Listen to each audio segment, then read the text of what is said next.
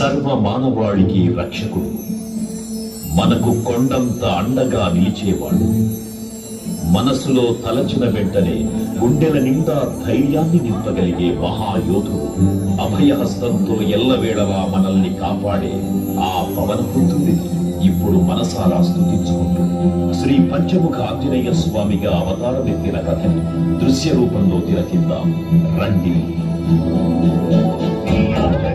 ప్రసన్నాంజనేయం ప్రభాదిత్యకాయం ప్రకీర్తిప్రదాయం భజే వాసుపుత్రం భజే వాదగాత్రం భజే పవిత్రం భజే సూర్యమిత్రం భజే రుద్రరూపం భజే బ్రహ్మతేజం.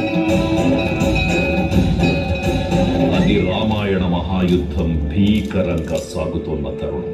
శ్రీరామచంద్రుని సారథ్యంలో వానర సైన్యంతో విజృంభిస్తూ లక్ష్మణస్వామి తనతో పోరాటం చేస్తున్న రావణుడి కుమారుడు ఇంద్రజిత్ తలని బాణంతో ఒక్క వేటుతో వేరు చేశాడు.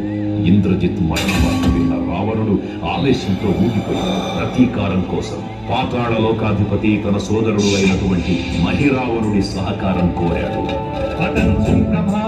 సాయంత్రమీ నామ సంకీర్తనలు చేసి నీ రూపు వర్ణించి నీ మీద నేదండ కల్పించేయ నీ మూర్తి గావించి నీ సుందరం పెంచి నీ దాసదాసుండనై రామ భక్తుండనై నిన్నునే కొల్చెదను. నీ కటాక్షం గుణం చూచితే వేడుకలు చేసితే నా మురాలించితే నన్ను రక్షించితే. తంత్ర విద్యలో ఆరితేరిన మహిరావణుడి దాడి గురించి విభీషణుడి ద్వారా ముందుగా తెలుసుకున్న హనుమంతుల వారు తన ప్రభువుల విశ్రాంతి మందిరానికి కాపలా ఉండగా ఆ దుష్టుడు లోపలికి ప్రవేశించడానికి పలు ప్రయత్నాలు చేసి చివరికి మాయోపాయంతో విభీషణుడి రూపం ధరించి మందిరంలోకి ప్రవేశిస్తాడు.